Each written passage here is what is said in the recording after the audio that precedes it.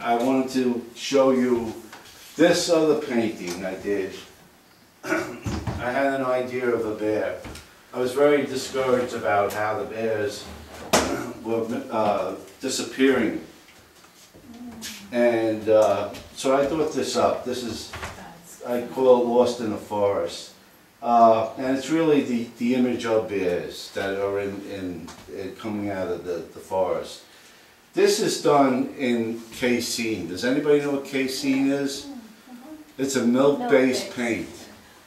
It's great smell. I love the smell of this paint. You use water. It's water soluble, but once it dries, it's like a rock. You could pour water all over this. You don't have to put glass on this. I just had this glass, and I put it on top. But is the blue? Did you paint the blue, or was that the color of the paint? No, I painted the blue. Yeah. Oh, yeah. Yeah. It's so even, is it? It's a great paint. It's beautiful. You can do that with casein. Yeah. That's perfect. Yeah. I love it. There's a casein society, and I keep meaning to get into it. Question about casein. You can't do it on canvas, can you? Because it cracks? You know, I never did it on canvas, so I can't tell you whether. But I think it would crack. I think it would crack on canvas. What do you have? Even though it's hard, it's delicate because I think it is. Yeah. You know what? You could do it on a good, like a 200-pound watercolor paper. I think it's really nice. I don't think it would crack on that, but you'd be taking a chance on that too. Yeah. But I do it on masonite. Oh, that's on masonite? Yeah. Wow, that must be very heavy.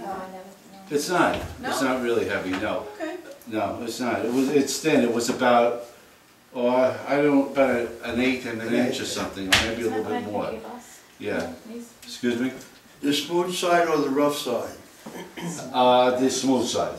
The smooth side. I never paint on the rough side. Then you put a base down? I put gesso on it. Or gesso, okay. On both sides.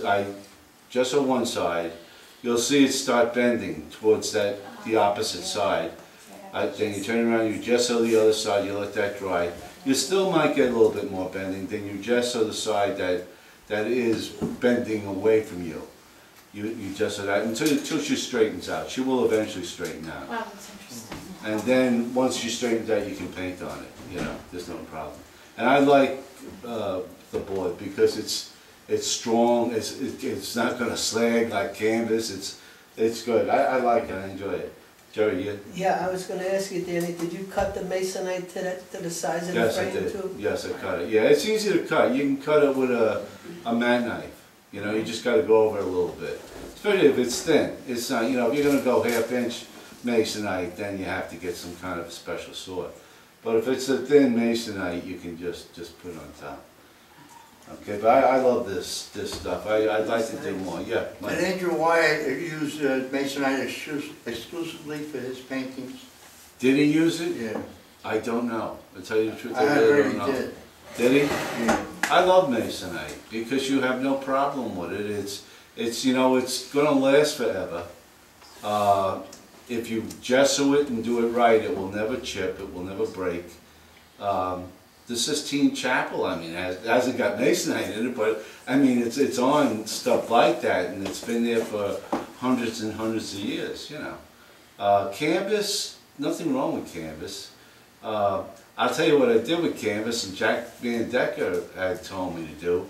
I took canvas, I gessoed the back of the canvas, and then I took the masonite and I put the canvas around the masonite.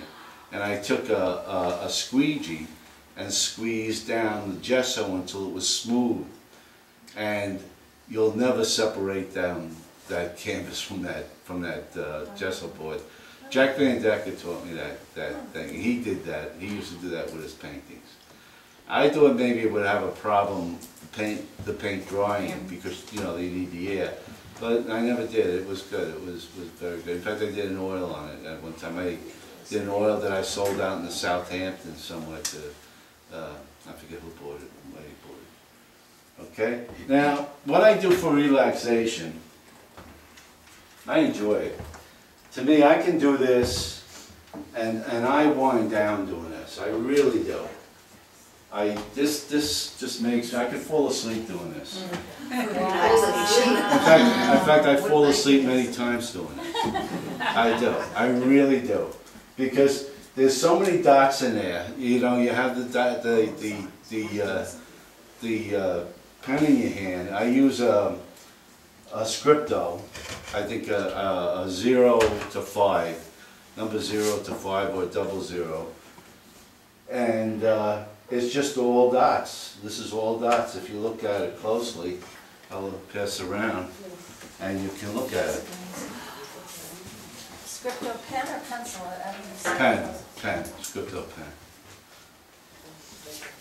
I used to have the, what were the pens where you had to fill them up? Repetigraph. But you know, the smaller sizes, you couldn't clean them.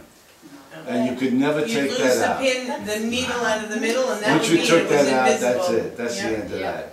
That's why the scriptos, you use it, the ink is it's water safe. They make them, much nicer. Right, and when the pen's done, you hasta la vista, you throw it away.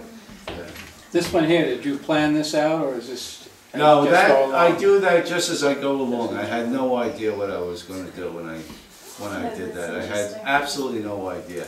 As I was going on, I just added one more thing to it. But I would add it by pencil first. I didn't just go in with a pen right away.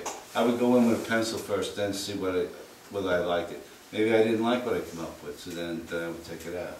Yeah, because I was going to say, once you put the ink down, say Once you a circle, and then decide you didn't want it going Yeah. that way. But you know, let me tell you something. With something like that, I sound like Henry Orridge.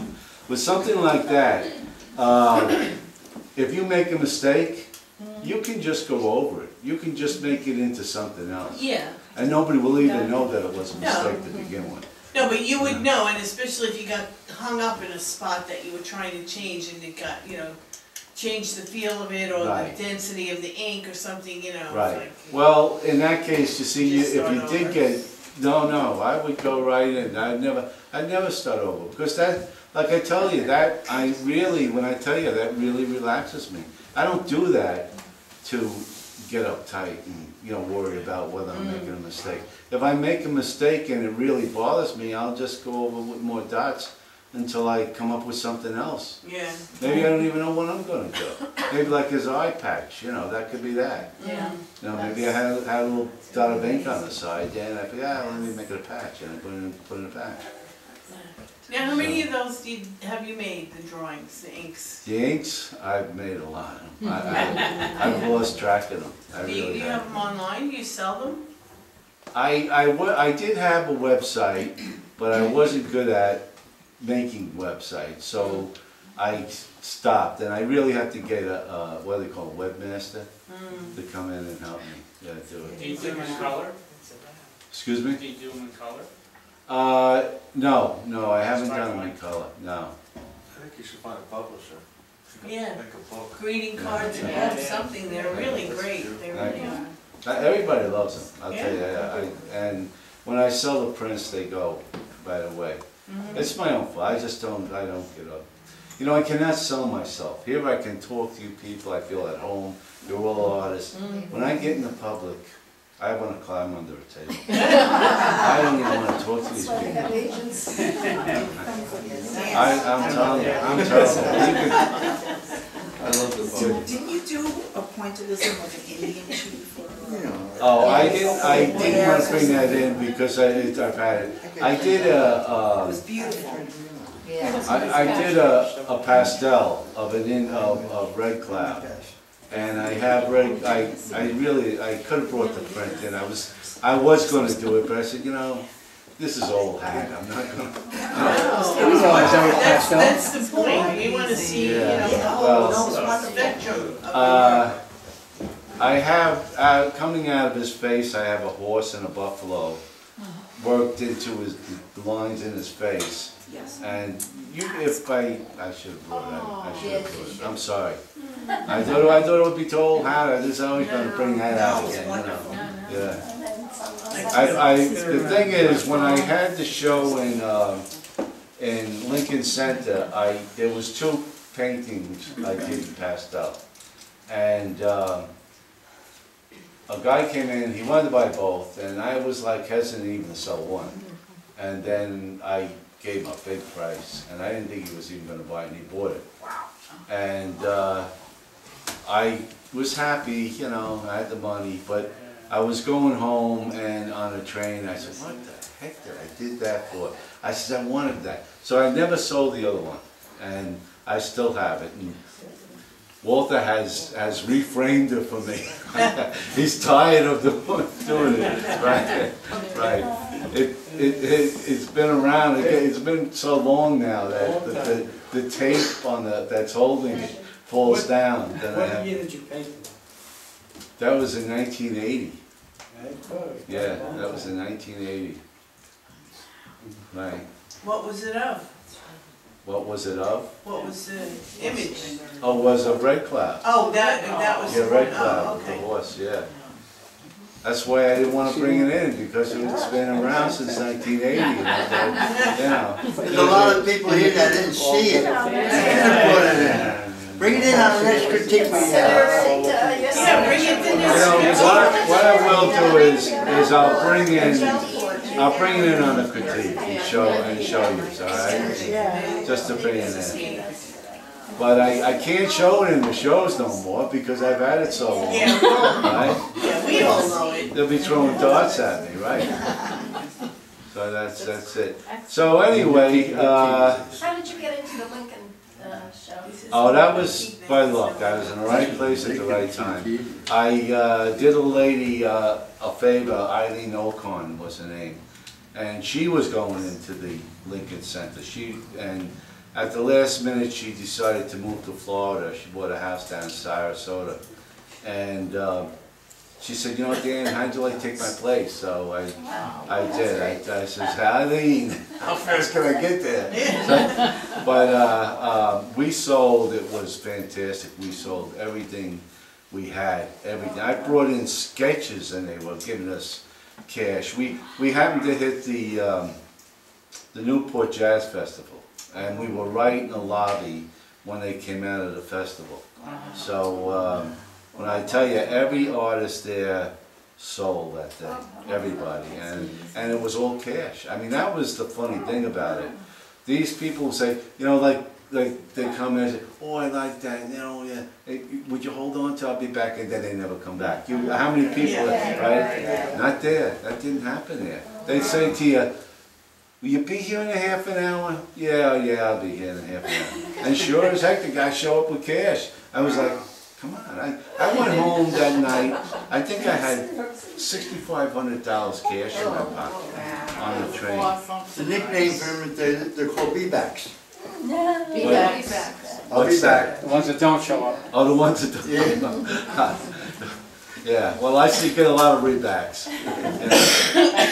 But it was just a lucky thing. You know, it's all, you know, most of these things, like I wound up in, I had a spread in, and I'll bring it in when I bring the critique in. I had a spread with this club in Newsday. They used to have the color photo section in Newsday, and they gave me the center of the paper for my painting.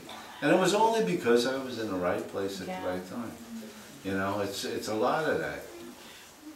I can't say that publicizing and pushing yourself isn't going to work. It does. The trouble is I'm not a pusher, and anything I did get was just because I was walking past the door when somebody reached out and grabbed me. That's it. But anyway, that's part of my life. I'm a grandfather, a great-grandfather of 2, and yeah, and that's about it. That's, you know. Beautiful.